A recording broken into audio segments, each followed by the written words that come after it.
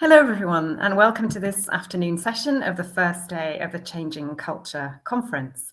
It's just wonderful to be here with you, and I'm really looking forward to this panel session on the impact of audiences changing behaviours. I'm Professor Stephanie Pitts. I'm the Director of the Sheffield Performer and Audience Research Centre at the University of Sheffield and an Associate Director of the Centre for Cultural Value. I'm a white middle-aged woman with glasses and short hair that still passes for dark brown in a dim light. And today I'm wearing a red cardigan that I bought during a particularly dull online meeting earlier this year. So I do hope that there's a question on the conference feedback form about people's purchasing behaviour during sessions. I'm sure there won't be any in the next hour. Those of you who've been here this morning with us will know that we're glad to have a live transcriber, Trish, with us. And if you'd like to access that facility, there'll be a stream text link shared in the chat. Our speakers on this afternoon's panel will each be sharing short presentations from their research or experience responding to the topic of the impact on audiences changing behaviours. After the round of presentations, there'll be a discussion and some time to ask questions. And we'd ask you to put your questions in the Q&A section of the panel on the right-hand side of your frame. This means that we can respond to questions at the end of the session, and you can have the opportunity to upvote other people's questions if they also touch on the areas that you're interested in. And then we'll ask the most popular and interesting ones at the end. Our speakers are going to take us in order from specific examples of responding to COVID through a regional study and into national perspectives. And so Sally Shaw, MBE, will be talking about her award-winning experiences of directing the Multi-Arts First Sight Gallery through those moments of transition between pre-COVID lockdowns and what we hope is post-lockdown. Dr. Sarah Price will take us through the findings of a regionally focused project based at the University of Sheffield. And then Oliver Mantell and Dr. Mark Taylor from the Audience Agency and the University of Sheffield, respectively, will take us through the national perspectives that they've been gathering in their project with arts audiences in the last year. So I'd like to ask our speakers to introduce and describe themselves in the order in which you'll be speaking. So starting with Sally. Hello. Nice to see you all. My name is Sally Shaw and I'm the Director of First Sight in Colchester in Essex. I've been there for about 5.5 years, 2 of which have been in lockdown. I am a white middle-aged woman with blonde hair and a ponytail. I have a blue background with lots of artworks, which, if we're lucky, will gradually fall off throughout the afternoon because they're all held on with blue tack, specifically for Zoom. So that's me. Nice to see you. Thank you, Sally. Sarah. Hi, everyone. I'm Dr. Sarah Price. Until very recently, Research Associate at the University of Sheffield, and from January, a lecturer in music industries at the University of Liverpool. I'm a white woman in my early 30s. I've got shoulder-length brown hair, and I'm wearing a blue and white top. While we wait to see if Oliver's able to get his microphone to work, shall I maybe introduce myself? Fab, it's nice to see everybody. My name is Mark Taylor. I'm a senior lecturer at the University of Sheffield, where I work on quantitative methods. I am also working on this project on the impacts of COVID on the cultural sector with colleagues. Thank you, Mark. Yes. Colleagues, including Ben, who we met this morning. I'm a white man in my mid-30s. I'm wearing I've got a slightly receding hairline. I'm wearing a purple zip-up hoodie over a blue check shirt, and my blue background looks to be about the same colour as Sally's.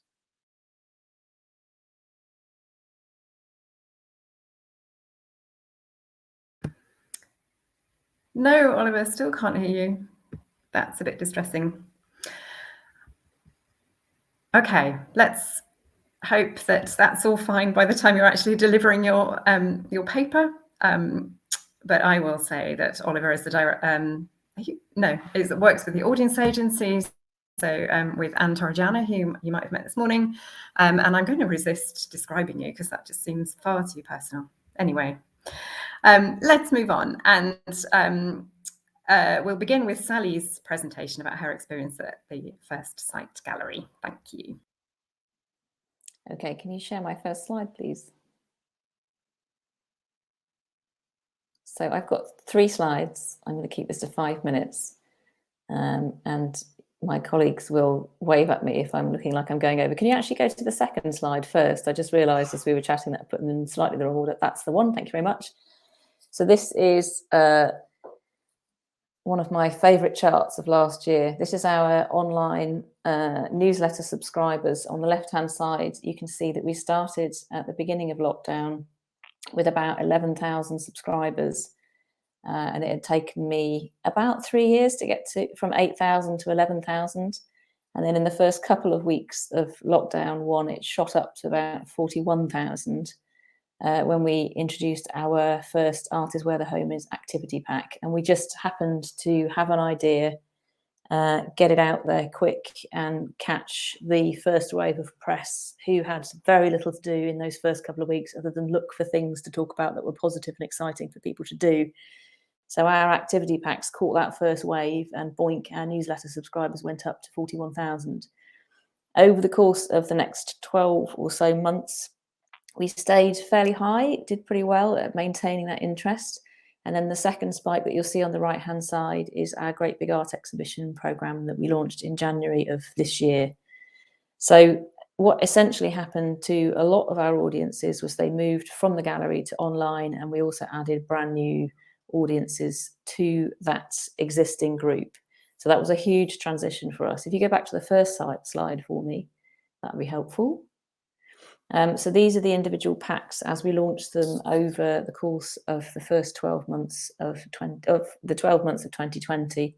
So you can see pack 1, pack 2, pack 3, and they have one big massive spike, and those were activity packs with artworks from very well-known names, artists in there. So big interest, very quick, like a sugar spike, and then quite a rapid tail off as people disappeared and did the activities in the packs. On the 4th row, the bottom row, you can see a much more sustained level of interest, and this was with a different pack that actually had a theme to it, which was well-being. So what we were realising was that as people shifted towards a different mode during the year, the idea of well-being became an incredibly important theme for them. So we were beginning to see that people were just moving from kind of, let's do anything, please help, to actually this is a more targeted and geared interest around a specific subject matter. And interestingly, in that 4th pack, we had the least known artists in there, so the less jazzy names that perhaps you've seen in the first 3 packs. So what that has meant in terms of translating back to our audiences in the building as we've reopened during the breaks between each lockdown is that actually our audiences have recovered pretty swiftly. We're not quite back at 2019 levels. We're averaging about 74% of 2019-20 audience footfall at the moment, which we're pretty pleased with, and that's steadily increasing. That's been helped massively by things like the Museum of the Year campaign, just being shortlisted, put our physical footfall up by about 10 to 15% instantly. Since winning, it's been rapidly increasing, and for a few weeks around the announcement, we went back to over 100% of our 2019-20 footfall levels. So that kind of profile raising has been incredibly successful for us. The other thing that we've noticed in our footfall back in the building is that the diversity has changed significantly too. So in comparison with 2019-20, we are registering about 29% of new visitors to the building, which is up 1% on 2019-20. So that's new on top of the previous new, which was a big shock to us, but that's partly because of the digital activity, partly because of Museum of the Year. Within that, the ethnic diversity of our audiences has doubled. So Colchester is quite well known for being a very white town, which is a strange fact that I've been quoted since joining the gallery. We have a resident population of about 92% white British, but our audience registers at least 19% non-white British audiences, and that's doubled since we've reopened after the lockdowns. So there's been some significant change in the type of people coming through into the building. We've also seen completely different sense of need and connection to the building. If you can put the last slide on, I'll just talk very quickly about the future. I've got less than a minute now. So what we're doing looking forward is to change our audience strategy, and we're putting in this central pink circle that you can see in the middle of the target is people from protected characteristic groups, especially young people. And we're dedicating most of our time and energy on that group in terms of our forward programme. Whenever we do that, whenever we focus on protected characteristic groups, the benefits to all of our other audience circles have magnified significantly. So that's a direct flip that we're introducing as a result of lockdown. So I hope that's useful. I think that's 5 minutes. Tell me to shut up, shall I? That's perfect, Sally. Thanks so much. And I'm loving the audience reactions as we go through. It's like jazz presenting with applause and hearts going up as we talk, which is lovely. Please keep doing that. No. Okay, let's move on to hear from Sarah, and we'll come back and do another technical test when we've heard about the COVID recovery project that Sarah has been leading on in Sheffield. Brilliant. Thank you so much, Stephanie. And if you're okay to just share my one slide to begin with. So today I'm talking about a UKRI funded COVID response project at the University of Sheffield, which was led by Professor Vanessa Toulmin and sought to document the impact of COVID-19 on arts and culture in South Yorkshire. So for anyone overseas or who doesn't know the UK or the north of England that well, South Yorkshire is a region in the north of England with approximately 1.5 million people in it. It consists of 4 counties, so it's a combined authority of 4 counties that are Barnsley, Doncaster, Rotherham and Sheffield. Sheffield is the kind of metropolis within that, the big city within that. Famous for the Arctic monkeys and the full Monty. So there you go, we've learned something new today. So in our project, we gathered accounts of the pandemic from 40 arts organisations in the region, 98 cultural freelancers, and almost 500 arts participants between October 2020 and September 2021. And you can see an overview of this project on the slide. You can full screen it, but if it's coming up a bit small, I'll also share a Google Slides version that you'll be able to read more easily. So there's huge amounts involved in this project. So what I want to do with my 5 minutes today is to kind of put to you a puzzle that we've been looking at. So here we go. And it's okay to stop sharing the slide now. Thank you. So between March and September 2020, arts organisations participating in our study lost 96% of their expected audiences. So that was 1.6 million fewer attendances, visits, engagements with audiences just across these 40 organisations. So what have we learned from this experiment, an experiment that would have never, ever got ethics approval? What happens when you take art away from audiences? Now, of course, arts and culture did not simply go away. At home, arts and crafts, writing, music making, to name but a few, carried on as before. And arts organisations and freelancers scrambled to provide ways for their audiences to engage online. We asked participants in our audience study whether they had engaged online with arts provision. Many had, but their responses back up what we've heard so many times before about this online content. Digital is fantastic for opening up accessibility, especially for people who are unable to reach venues. Some art forms translate very well. Things like seeing, an amazing production at the National Theatre and being able to really zoom up close into actors' faces is fantastic. But others are just a poor comparison, especially things like participatory activities like dance classes and music making. More kind of amateurish work may have been received quite well at the start of the pandemic, but now the online realm is so oversaturated, and so events need to be of high quality to stand out, which is expensive for arts organisations to produce. And ultimately, digital has a tendency to not quite hit the spot in the same way as live performance does. That feeling of community within an audience, the atmosphere, the sense of occasion, the physical co-presence with performers or works of art is lost online. While live performances or participatory activities were described as bringing respondents joy and bringing them a sense of purpose, bringing them closer together with other like-minded people and adding a huge amount of variety to their weeks, online arts just didn't have the same power. So here's the puzzle that I want to leave you with. We asked participants what kind of events they went to before COVID, and then we asked them, have you been able to take part in these activities? There's a group of just under 30 responses who answered this question saying, well, no, of course I haven't been able to do these activities. All the venues are closed. Even though earlier in the same survey, they spoke about watching theatre online, watching dance online, watching music online. It's as if for this group of people, online performances are just not seen as equivalent to live performances. They're not seen as part of the same category. And another thing to add in, participants used this survey to tell us about all kinds of things that had nothing to do with arts and culture. They talked about Zoom calls with friends, virtual pub quizzes, gardening, crafting, walking, volunteering. So what do we make of this finding? And I think I'm a minute over, but I'll wrap up quickly. Well, firstly, it's added more weight to our suspicion that arts audiences don't draw strict boundaries between what they consider to be arts and culture versus the rest of their lives. Perhaps they're more likely to distinguish activities based on format. Is it at home or is it going out? Is it alone? Is it with friends or strangers?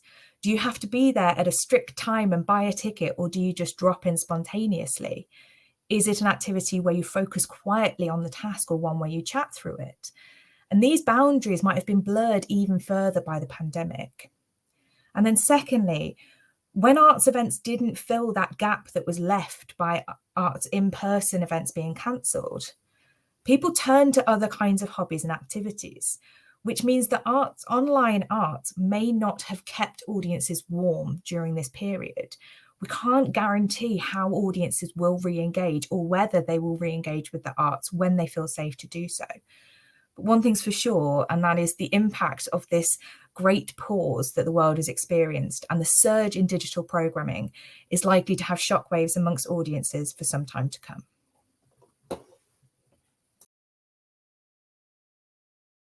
Wonderful. Thank you, Sarah. That was great. And so many themes there that are connecting already with what Sally said earlier. I love the idea of keeping audiences warm and whether digital content has actually helped to do that or just split audiences in new and complicated ways.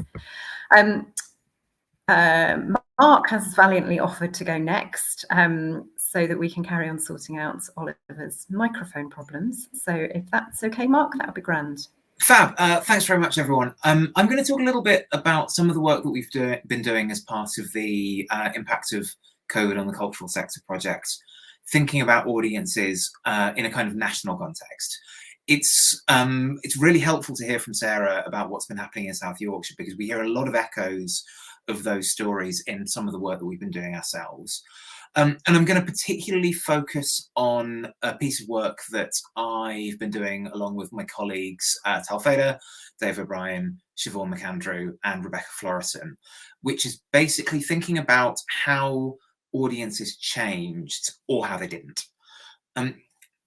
So one of the things that we were interested in looking at was this idea of whether or not, moving performances online, as a lot of arts organisations sort of frantically had to change their programming, whether what was happening was new people were coming on board, or whether what was happening was that they were continuing to work with their existing audiences. And one of the things, as Sarah was saying, that I think we wanted to focus on was about what we might describe as sort of the boundaries between what people call arts and culture and the other ways that they spend their time. And so we're working with two sort of big national data sources. The first one is something called the Taking Part Survey, which is administered by the Department for Digital Culture, Media and Sport.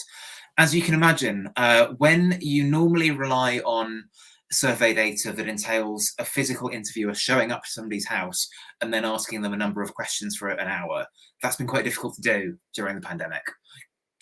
So this has entailed some pretty interesting and clever work coming from the DCMS. And so what we've been looking at is sort of a bunch of different categories of things that people have been doing. People were asked asked questions about a total of 42 different activities. So this included things like attending heritage sites, going to different kinds of dance performances and so on, but also lots of sort of different forms of exercise and engagement and so on. And there's two particular things that I kind of want to flag in this context around some of our findings, because I think it's important to think both in the specific cases of individual arts organisations, people working in, but also the kind of more national picture. Because, you know, when talking to people, when I've been talking to people, the sort of boundaries between the local and the national haven't necessarily felt as tangible as they might do in other contexts. The first thing to say, and I know this might be a little bit dispiriting, but I think it's worth being fairly honest about, is that the audience for live stream performances, the audience for sort of digital arts, you know, for organisations that ordinarily would be delivering material face to face, was largely drawn from the same people who are going anyway. Obviously, there's always exceptions. Not every organisation looks exactly the same. There are, and we had a lot of stories about people who were able to start attending things for the first time, but broadly the story was that people who were already attending, you know, fairly heavy attenders, continue to be fairly heavy attenders remotely. The second thing to kind of flag in this context is where there were exceptions for this. So one of the things that we looked at in quite a lot of detail was, instead of just saying, do you do this thing or not? We were instead focusing on the question, relative to before the pandemic, are you engaging in this activity less than you used to, about the same, or more than you used to? And there's significant echoes here with discussions about inequalities and impacts on the workforce, which we'll be hearing about more and more during the course of this conference. But the big impacts where people were reducing the amount of time they were able to spend engaging in different kinds of arts and cultural activities. And I'm sort of using this term in a very broad sense. There were big gender differences where women were much more likely to have reduced their participation, reduced how much they were able to engage in, and also people with young children were much more likely to have dropped the amount that they were able to engage in. And obviously this is really sad. But at the same time, given what we know about the impacts of the pandemic more generally, when we think about the implications of things like homeschooling, the changes through which different materials were delivered, it's sort of worth, I think, trying to be as open as we can about the differential impacts of the pandemic, where households that didn't have young children, and let's be honest, men, were more likely to be able to really take advantage of digital offerings, you know, and again, this is thinking at a national level, whereas people who were a bit more squeezed were much less likely to be able to take advantage of these different offerings. And that's even taking into account things like the fact that live stream performances might be uploaded somewhere so that they could be watched subsequently. Yeah, more broadly, we found that offline inequalities in cultural attendance, cultural participation, audience behaviour were broadly reproduced online. And I'll wrap up there. Thank you very much, Mark. That was really interesting. And again, lots of good connections coming through across the 3 papers we've had so far. Unfortunately, I'm getting messages in the speaker chat here that Oliver is still having trouble with his microphone. So we might get him back in a moment. But in the meantime, I think we'll move on to the discussion and hopefully fit in Oliver's talk later if technology permits. So a reminder then that the questions can be posted in the Q&A part of the panel on the right-hand side. And I'm starting to see questions come through already. As we were listening, I was picking out these common themes around well-being, which I know was in the Sheffield project as well, because I've also been involved in it, although it wasn't in Sarah's talk so much today. And also the changing attitudes and behaviour of audiences across the long and much longer than expected duration of the pandemic, from the early desperation to just do anything, to later being more selective, more tired, and so those patterns of engagement changing as we went along. But Sarah made the point about keeping audiences warm and how very challenging that has been, with organisations who felt that they knew their audiences really well beforehand, essentially losing that knowledge and having to start again, and to not be able to make assumptions about how people are going to behave.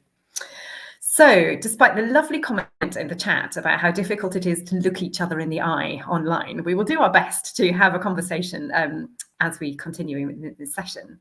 And I'm looking at the questions and sorting them by upvotes. So, if you see one that you would like to make it into the discussion, please do click the arrow on the left-hand side of the question. But the one that is currently at the top is for Sally, asking Sally, what do you think accounted for the increase in non-white audience members or visitors over the pandemic before you started to focus on those protected characteristics? Well, actually, it's slightly the other way around. We've been focusing on protected characteristic groups for about 5 years prior to the pandemic anyway. As many of you will know, First Light wasn't in a great place in 2016 when I took over. We were close to closure. Our audiences had plummeted to almost nothing. So my job as the incoming director was to sort that out. And what I did for quite a long time was just talk with various different community groups, those who hated First Light, those who loved First Light, and just talked about what was happening in their worlds, and then asked how we could help as a creative organisation. What could we do to bring our resources to other people's situations to create something new? And that's been a strategy that we've been deploying for the last 5 years. So our diversification of our audiences has been gradually increasing anyway, both from low socioeconomic groups, but also through ethnic diversity because of some of the specific programs that we've been doing. I think the main thing that contributed to that big leap during lockdown was the sense that First Light is a gallery that thinks about all of its communities, asks them what they need, and replies with tenfold amounts of creativity and things to do and responses. And I think the more you do that, the more all sorts of people feel like the gallery is yours. It's not mine. It's a collective project, First Sight. So I think that sense of collective ownership really, really, really came through. I think that was also reinforced by a lot of the Museum of the Year communication around all of the shortlisted museums and galleries. We were frequently described as community galleries, which I slightly disagree with. I don't see First Light as a community gallery. It's just a gallery doing really fantastic stuff in its community, which is perhaps how other galleries should be more often. So I think that's really been what's made that difference for us, and I just hope it continues. Fantastic. Well, it certainly sounds as though it's got all the elements in place to continue succeeding in that way. The next question from Richard Mishek is for Sarah, asking whether online arts provision perhaps fails sometimes to hit the mark when it tries to mimic cited arts and is then judged by the same criteria. So Richard's question is, have you noticed any emergent affinities between online arts and broader online culture? Oof, that's a big question. I think, well, I think you're right that where online arts kind of fail is where it just tries to do a poorer on-screen version of, you know, an in-person event, especially one that people are very used to and have come to value. I think actually Oliver might be able to answer this better, because I know that there was some work that Audience Agency were doing about kind of, I'm pretty sure it was Audience Agency anyway, where there was a kind of generational gap between older audiences who were looking for an online version of the things that they wished they were out going to see, and a younger generation who wanted more digital first content, so content that was devised and worked up to be online. I still think that we're a long way off working out what the role of digital culture or digital arts and cultural activities will be post-pandemic. And I think there's a lot of arts organisations who are just so happy to be back in person that digital's taken a back seat. So yeah, sorry, I don't think that's a very good answer, but I don't know where this is going yet, online cultures and the kind of general affinity with broader online activities. I don't really know yet. It's an interesting question, isn't it? Because the thing about broader online culture is the short attention span and the kind of the need for newness and variety all the time. So to put a 2-hour Shakespeare play on a streamed or live streamed provision is a very different viewing experience. So I think we heard about it more in the project from people saying, well, it's just not like the proper theatre because you're not talking to people, you're not getting that social interaction and so on. But yeah, exploring those differences in relation to other forms of online provision, I think is a really interesting way of looking at it. And I think you're exactly right, and also I would slightly push back on, as a elder millennial, would always slightly push back on the idea that kind of attention spans are different online, because binge watching and total immersion and VR and playing games for hours on end, there's a lot of ways in which people pay attention to arts and cultural activity, I guess, if you want to call it that, in really long, in-depth periods of time. But when you start taking arts and culture online, you're up against kind of online native cultures. You're up against things that have been for a long time designed for a screen, designed for immersive viewing and things like this. So I think the competition's different, I guess. Sorry, I'll shut up now. No, that's great. Thank you, Sarah. There was a related question for Mark about online stuff. Sorry, I'm struggling to scroll up and down in these questions. Where is the one that starts? Mark, did you find that? Here we are. Question from Maya. A question for Mark. Was there any evidence to suggest that typically locally bound audiences were now engaging more with online events and activities which would have typically happened elsewhere? Was that differentiated as well? Yeah, so this is a really interesting question because it's quite tricky to answer this using the data that we have. It's, if you imagine sort of the number of questions that somebody is asking you in order to be able to get to the level of detail that I've already presented, it's quite tricky to incorporate information around exactly where those things were taking place. But obviously the work that we've been doing isn't the only work that's been taking place in the pandemic. There's loads of great projects that have been supported by UK Research and Innovation, some of which have started to focus on this question. And one of the things that I've seen, in my own audience membership, as I've been a person showing up to events online, is the, some of the importance of boundaries sort of being knocked down. Like a lot of the stuff that I've been watching hasn't been based in the UK. I've been watching tons of good stuff from all sorts of different parts of the world, some of it live, some of it not. In relation to Sarah's point, where I'm an even more geriatric millennial, my primary source of cultural attendance and audience membership during the pandemic has been watching an Australian clown pretend to drive a truck on Twitch for hours at a time on a Tuesday and a Thursday morning, which I very strongly recommend to anybody. And so, yeah, I think there's some evidence of it. Certainly in a UK context, the most prominent example is National Theatre at Home. The excellent performances, a lot of which had already were kind of already in the pipeline through their programs such as NT Live, but loads of really good stuff where people have been able to engage to a much greater extent than they would have been able to do otherwise. But it's hard to say confidently about how this stuff has been working more generally. People tend to be familiar with the National Theatre because they're super high profile, and as we know, the quality of those productions has been consistently excellent. I'd be really interested to hear about other organisations that maybe don't have the word national in the name, who have, about whether they've been sort of reinforcing and deepening their relationships with their existing audiences, or, you know, whether they've been able to draw additional people in, like me watching my Australian clown truck driver. Thank you, Mark. That's a lovely image. Would you mind if I dive in on that as well? Yeah, great. Just because we've got some specific evidence that we didn't talk about today.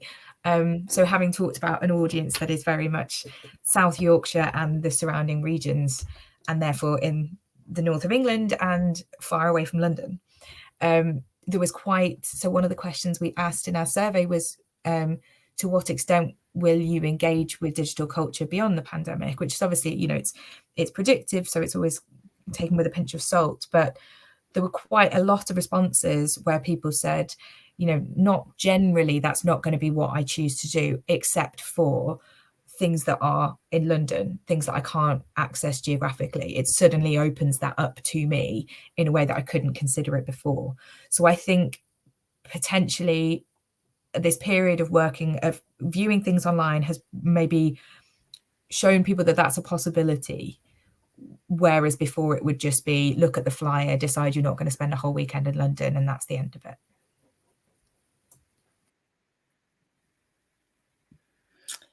Great. I want to move the discussion on now to a couple of questions that are coming out with related ideas here. So Ashley Elborn at Everyman Theatre has said there's a lot of talk in our discussion about watching. And do we have research about other forms of engagement activity? Should we only be discussing work which is watched? And related to that, Sally, someone else was asking for more details about your activity pack. So could you maybe give us the perspective on how you dealt with the challenges of having an audience that is usually physically present in your building, and how you engage them in other ways through your activities? We did a mixture of online activity, and we were kind of experimenting throughout the whole period, really. The first thing we happened to do was the activity packs, because that was an idea I'd sort of had knocking around for quite a long time in my head, and that seemed like the right opportunity to just do it. But that was very much about people having not the same kind of relationship with what we do, but the same quality of access to the types of things that we would do normally in the gallery. So it was quite literally contacting all the artists I've ever worked with, not just at First Light, but elsewhere, and saying, right, let's make you available now still anyway. And that was activity that was nothing to do with watching. It was very quick, and it was just a downloadable PDF pack, which was somebody's question. We also produced hard copy printed versions, which the NHS actually printed for us in a really sterile environment that meant that we could distribute them out to shielding communities as well. So that was about doing things at home and being creative with other people. The stuff that we've done online, which has been more about watching, has been not to record exhibitions necessarily, but to make films and moving image stuff that tells the story of First Sight more broadly and the people that we're interacting with. So a lot of our exhibition activity over the last 18 months has been co-curated with very different communities. One of the big exhibitions that we opened with after lockdown one was the Refugee Action Colchester show, which was a window into the world of refugee clients working with Refugee Action Colchester. So that also struck another moment around the national politics of the time that people were really engaged in. So we just seem to be just striking this national mood really well over the 18 months, or our programme is connected to big subjects that are relevant most of the time anyway, regardless of the mode of connecting with it. So we just noticed quite a few different things there. I think there was a second part of your question. I can't remember what it was. It was just about whether we're focusing too much in our research, perhaps, on research that is viewed rather than other forms of engagement. Yeah, so, I mean, personally, I thought it was really important that this wasn't. I personally don't want culture to be a particularly passive activity, and sometimes just viewing things does feel like that, and that the way you're kind of interacting and consuming it is a little bit just received. And I often feel like exhibitions are like that, to be critical of my own favourite mode. So the activity pack was about doing, it came from a really old idea in my head about my mum making me do things during school holidays myself when I was small. and how much that active doing and making and thinking has actually spurred many of the things I've gone on to in later life. So I just didn't want this moment where apparently culture had disappeared, for that to be a moment where everyone just stopped. So there are many ways to interact, and this kind of first-hand making, slowness, interactivity with different family groups was really, really critical to keep alive somehow. I think that's really valuable. And yeah, the comparison with what felt endless school holidays as a child. I guess this is the closest we've come to feeling that as an adult, hasn't it? And not in a good way. So certainly we found in the Sheffield study a very fine line between what people viewed as cultural engagement and what was just kind of activity, busyness, so craft, gardening, going for a walk. That was all part of the same thing of trying to make life purposeful and enjoyable in very difficult circumstances. Right, we're just going to hear from Oliver in the best way that we can, given the IT difficulties. So he's putting some stuff in the chat that we'll now focus on, and Mark might be able to step in and tell me a bit more about the audience agency studies.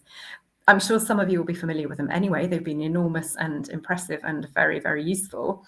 So Oliver is summarising here that there was a cultural participation monitor population survey that was done in 5 waves, from October 2020, then February, June, September, October, and November, and then 3 phases before to October last year, February to now, and the future.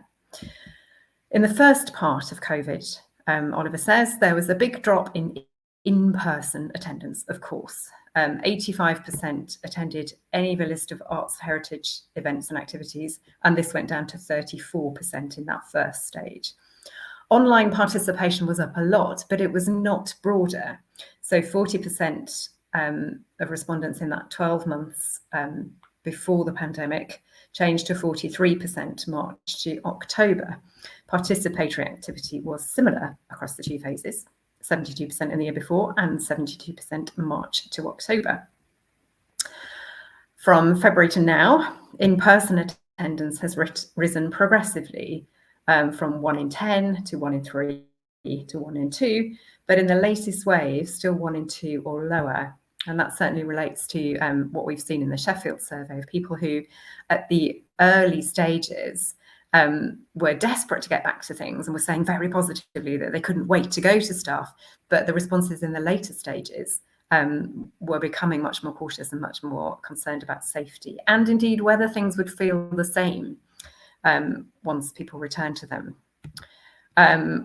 Online engagement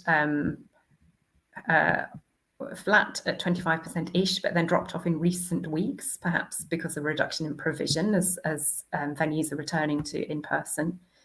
And then participation slowly rising. I feel like I'm doing the shipping forecast now, 54% up to 58%, but dropping to 50% in the last few weeks. Looking to the future, more people expect to attend less than more, and that's got worse recently. And there could be all kinds of reasons for that, couldn't there, including people getting out of the habit. But there are some exceptions, including families who are presumably particularly keen to get out of the house. I slightly missed where you'd got to, but I think that the overall picture that Ollie's been trying to get across to us is essentially that what we've seen is a sort of remarkably stable pattern right across the whole time in terms of the sort of overall attitudes to risk and the differences between those people, happy to be, those people happy, in fact, not just happy to, but quite keen to get back. Those people who are definitely cautious, wanting a lot of reassurance, and those people who are saying we're not doing anything until we know that that things are a bit safer. And I think just recently in this final wave, we may have seen a very tiny shift towards growing in confidence. But broadly speaking, the sort of the 3 groups, which very, very crudely break down around about a third, have remained very constant over that time. I know that, as you were just saying, Stephanie, that's what's been quite interesting, though, is if we look at who's quite keen to come back and who's not, there's definitely a kind of big interest from people with families, with, obviously there's a sort of a big difference in age group and so on. So I think that probably the best thing is for me not to, I think you may have said some of that stuff already, and I think that Ollie's done a great job of putting notes in there. So shall I just leave a bit of space for people to ask questions, and we can try and answer those between us and join in a more commentary kind of way. That sounds great, thank you. So if anybody would like to post questions specifically for Anne and Oliver, then they will communicate between each other and make that happen. While you've got time to think about that, we will answer the most popular question currently in the Q&A panel, which is from Trevor McFarlane at the Culture Commons. And his comment is that the narrative across much of the sector seems to be that moving online has opened up new audiences. But he suggests the CCV research demonstrates that this is not backed up in the data. And so where and how has this gap in reality and the narrative emerged? I don't know who'd like to take that. Mark, do you feel able to speak on that one? I'll just mention one thing quickly, which is new to whom. You know, there'll be plenty of organisations where they will be getting new audiences, but they're not new arts attenders. You know, there's people who might previously have been fairly regular theatre attenders where they live, and now they're engaging in sort of online theatre broadcast, you know, from theatres that they might not have been going to beforehand. But it's hard to say why. I mean, I can understand why organization, like it's difficult to say, well, we put on all this additional resource and it didn't really land. And I don't think that's true. You know, like a lot of online broadcasts, a lot of online activity has been really successful and really interesting. But I do think part of it is this question, like I say, is new to whom. That just like from an organization's perspective, you can see why you would see an audience as being new if they've not, it's an audience that you've not engaged with before. But people that are new to your organization aren't necessarily new to arts attendance more generally. So, yeah, actually, Stephanie, can I just pick up that point? Because I think it is one of the most interesting findings that we've had across the whole the audience, the participation monitor. You know, we were seeing these, you know, really no increase in the number of people saying that they were engaging with online culture in one way or another. And we kept, you know, checking the figures saying, surely this can't be right, because it felt so different from the experience that organizations were having. Their new online content was going up there. They were finding global audiences they hadn't connected with before.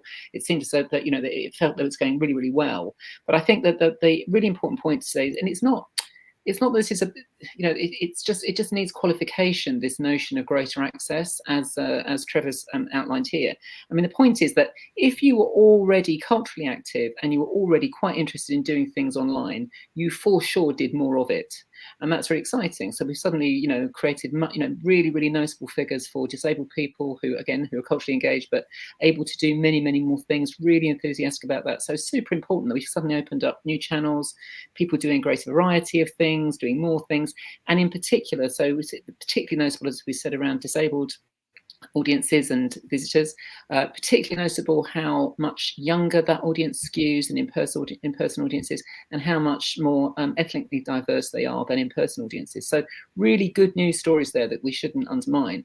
On the other hand, the idea that we have suddenly reached all sorts of people who were otherwise ignored and not fully engaged in what we were doing just isn't true. And I think that we've got to be really careful. So yeah, we've created new forms of access, but not for those people who are not otherwise and not formally engaged. And that's I think we kind of, you know, in the shorthand, we have to keep coming back to the specificity of that. Brilliant, thank you, Anne. That's a really helpful message. I'm going to pick up now on a couple of related questions from the Q&A, picking up on the mental health crisis and challenges that we've mentioned in passing. So Kim Marie Spence from Queen's University Belfast says one question that they have is with how much of the COVID-19 pandemic research was evidence of the interaction between the lockdown-inspired mental health crisis and cultural participation.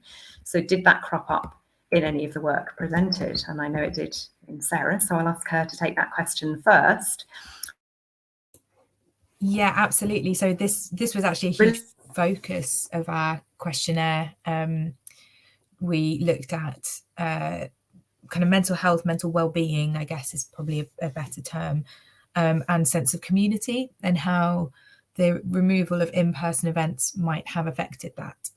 And we certainly found that online event, I think one of the most key things that I've taken away from this survey, which is not something I've thought about a huge amount with audiences before, is that going to different kinds of events is part of living a kind of varied life, having things that you've got to look forward to, having really positive experiences to think about, knowing that one week to the next week isn't just identical. And that, it seems to me anyway from our data, that that's a huge part of what was then missed from when we were in lockdown, was that it was just the same four walls. And even if you were looking at a screen because you were seeing an event, you'd probably spent all day looking at the screen anyway. And so, yes, having activities, having events to look forward to, having online events that you were going to watch and a friend was going to watch, and then you were going to talk about it afterwards, and those kind of things really did help people to manage to get through lockdown. And they talked about how awful it had been as an experience, how awful their mental health had been, and that this had helped. But we asked directly comparable questions on online arts activity, participatory arts activity, and presentational arts activities, and which, you know, the extent to which they helped people's mental health. And online activities were just way down on the other two. So it helped in that period, but it just doesn't seem to give people the same sense of kind of connection and well-being that doing things in person does. I know Stephanie's dropped off, so I will quickly take over Cherry. Yeah, Sally, do you want to just say one last comment and then I'll wrap up? Yeah, just very quickly, the mental health story has been one of the things that we've been responding to as part of our community and audience engagement for the last 5 years. It's one of we talk about it like being the Jubilee line on London Underground. It's the one thread that actually connects all the other crises that are going on and all other audience sectors. Mental health can affect anybody in any capacity in their lives. It affects rich and poor. It affects all manner of diversities of people. So it's actually a really critical subject for cultural institutions to look at anyway. So pretty much everything that we designed, whether it was watchable or downloadable and doable at homeable, was designed around the 5 ways to well-being. So we were trying to sort of hide the vegetables in everything that we were doing, so that people would just naturally feel much better as a result of doing and connecting with anything that we were doing, online, downloadable, or whatever. So it's been a really central thread. I can't say it loud enough. I think it's one of the most important things that we could all look at from now on.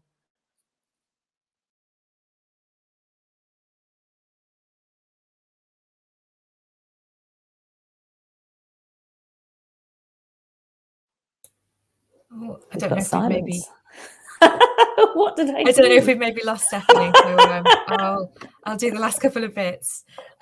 So yeah, it sounds like we've got again some really key themes that are coming across all our projects around certainly kind of mental health and wellness, opening up access. And when we say digital opens up access, who do we mean it is opening up to and for, and who are the people who are very much not being you know, that hasn't broken down all the barriers. I don't know if that was Stephanie. Right. Well, we're going to wrap up here. So thank you so much for coming to this panel.